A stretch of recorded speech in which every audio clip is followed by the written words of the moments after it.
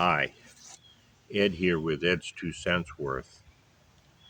Recently, I've had some requests from subscribers in regards to um, pole saws. I did a video on a lawn tractor that had been converted over to a crane type of situation with a small pole saw on it. It could reach about 16, 17 feet maybe. Uh, I also had built in the past a pole saw that could go up to 32 feet. And that's what this video is about, because that was the question put to me, if you could possibly build a pole saw that was could extend much further. And I did build one, and it was very effective. This is the saw head here from it, and I have since dismantled it, so hence I'm relying on old video that I'm editing for this. But at the end of the video, I'm going to get into some specifics so that if you have in your mind that you want to build a large pole saw, something that can reach fairly high and be safe, um, then I want to cover a few things that you need to know. And I'll do that at the end of the video. So this is not a necessarily a how-to video. This is a video hopefully that will be inspirational so that maybe you can improve upon the design that I had made and you can come up with something that works for you. So thanks for watching and keep watching.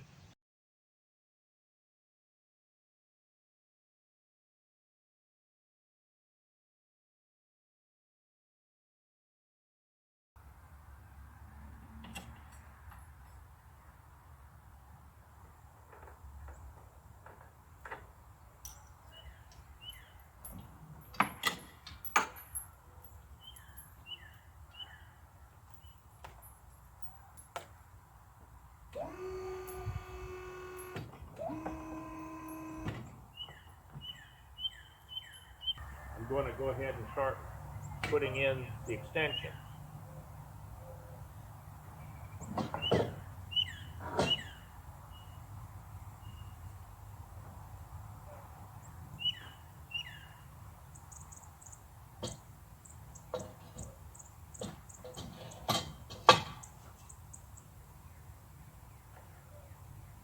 Safety pin.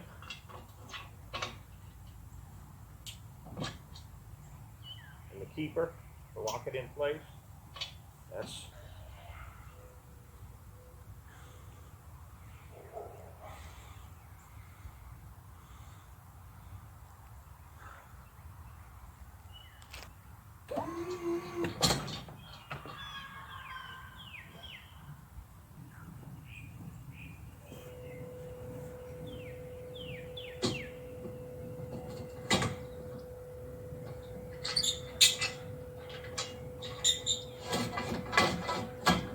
now this will slide in and out for fine adjustment to what you want for its height.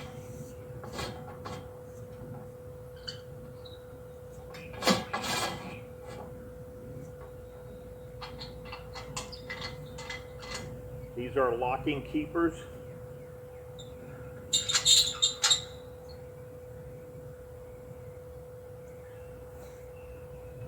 You lock it into place securely.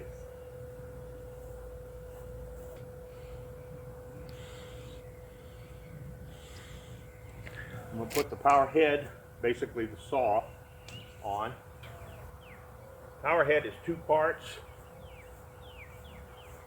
This is the adapter here, and it has a point here where the saw can pivot, rotate. It's marked top, so I need to make sure I put it on correctly.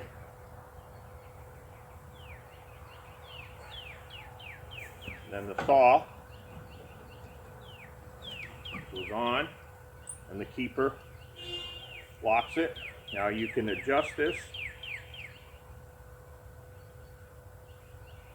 depending on the cut that you want to make. Now I'm ready for power.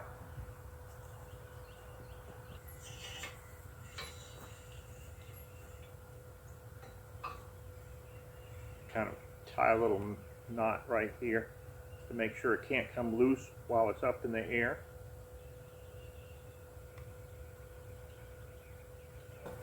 And we've got a little slot there that slides into. And I'll adjust the camera so you can see how the rest of it goes together.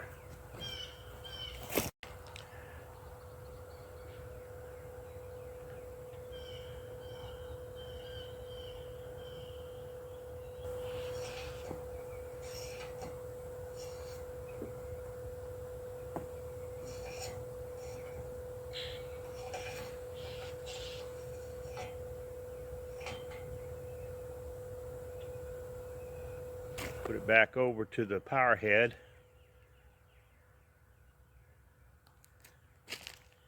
I'm going to plug it in briefly so you can see it run.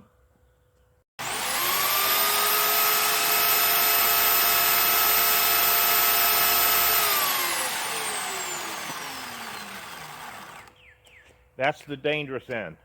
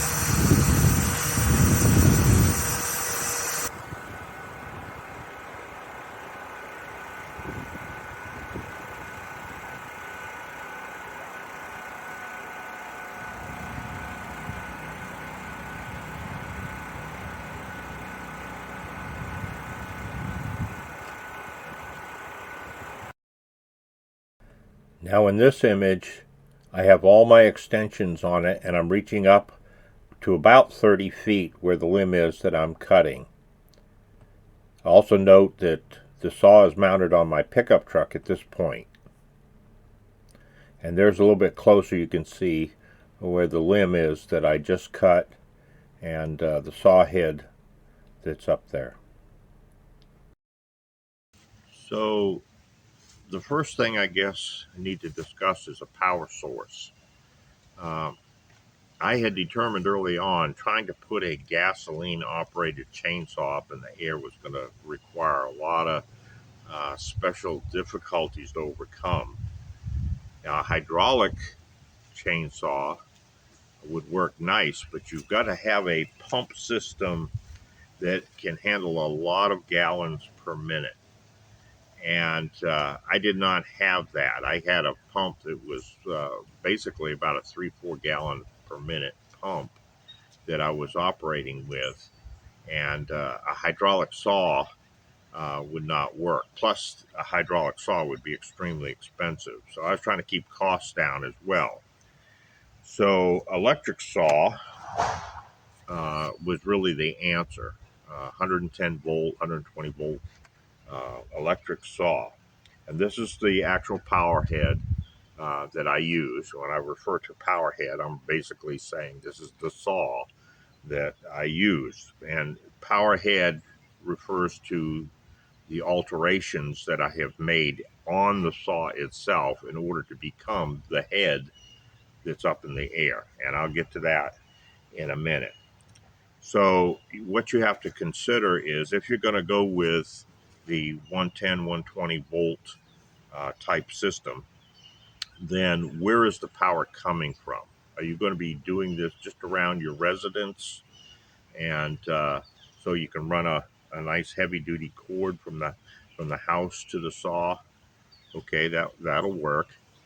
But I wanted to be able to go different places. So I had a generator mounted on my pickup truck, and I could come off of that generator and power the saw no matter where I was. At one point, I had the saw actually mounted on my pickup truck, and at another point, I had it mounted on a trailer.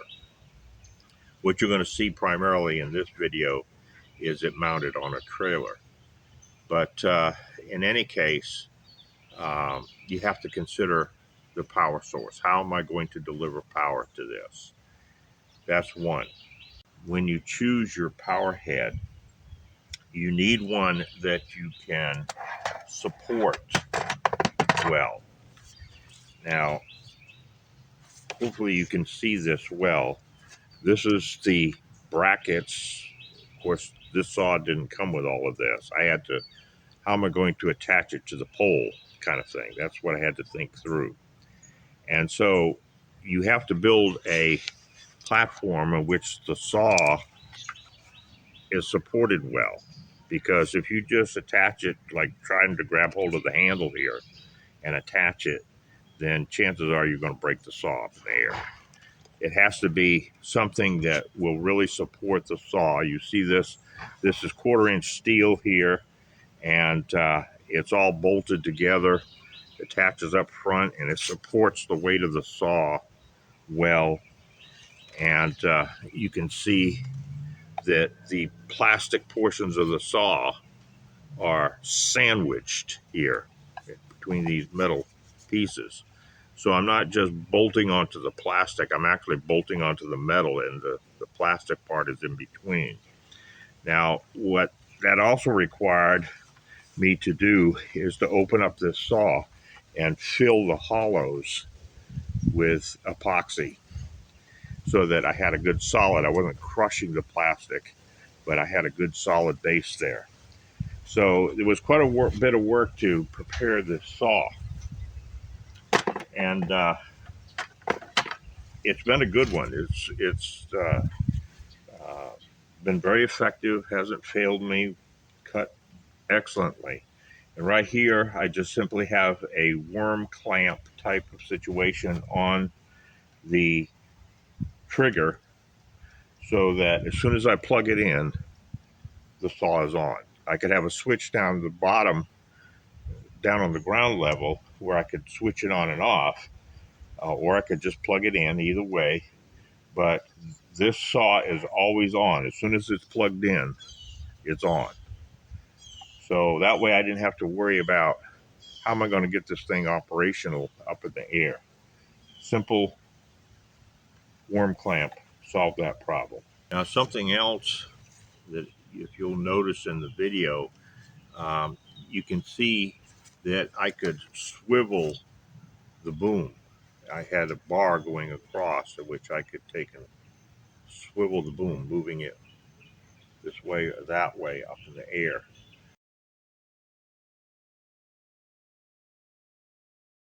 Okay, that way I could precisely position where I wanted that saw head to be fairly accurate. Another thing that I had incorporated into the boom was a telescoping mechanism. I could extend the boom roughly 16 inches back and forth, and that allowed to get that power head just in the right spot where the head was not, for example, when it's up in the air, it's hard to tell.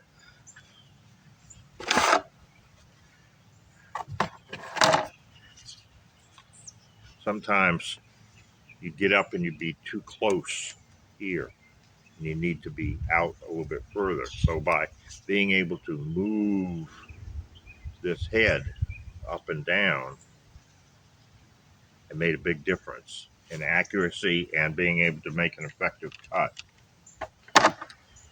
Now, how did I do that? Well, hydraulically, it would have been great. And if I had to do it over again, hydraulics would be the way to go. But it was sort of an afterthought. And so I said, well, how can I do that? Well, I came up with the idea of using a trailer jack, a heavy-duty trailer jack. This is a 5,000-pound jack, and I could secure it to the boom up at this end and to the base boom down at this end,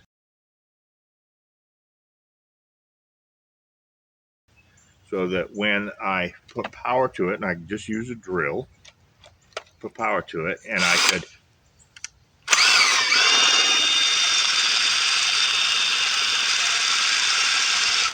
push that boom up and down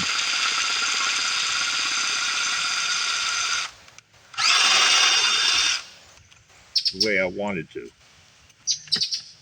allowing for a precise point on the saw blade so as to make my cut just the way I wanted to do it. Now for a few final thoughts. In regards to the hydraulics, you probably want to use a 3-inch cylinder, a stroke of probably 10 or 12 inches. I used 8-inch stroke, which was adequate, but the longer stroke will give you a little more versatility. You'll be running probably somewhere around 2,500 to 3,000 pounds on your pump, so make sure you buy an appropriate cylinder. Also, you want your swivel to be limited. You want to put stops on the swivel so that the boom can only move just so far. About 3 inches down at the bottom is going to translate into 3, 4, maybe even 5 feet at the top, depending on your setup. So keep that in mind. If you allow it to swing too far when it's up in the air, it could tip over your vehicle. Okay? So make sure you put some stops on your swivel. Don't let that thing swing way out of control. Another thing to consider is whether you need outriggers or not. On a light vehicle, such as a trailer here, the outriggers were necessary. On my pickup truck, as long as I did not swing the boom very far out, the pickup truck was very stable. So consider whether you need to use outriggers or not on your setup. In addition, you need to consider your steel tubing, the sizes of it. You want it to telescope, so basically you're going to start with the largest size down at the base, and it's going to get a size smaller as you graduate to the next stage, still a size smaller as you go up, so that as you lengthen your pole saw, the weight that's way out is lighter.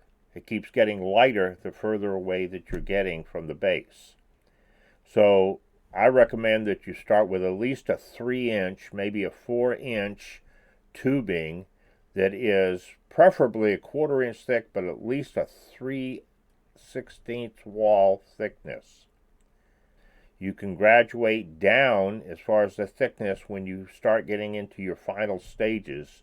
You can go down to 1/8 inch, but don't go to anything thinner than 1/8 inch on your wall thickness. That way you'll maintain a reasonable amount of strength.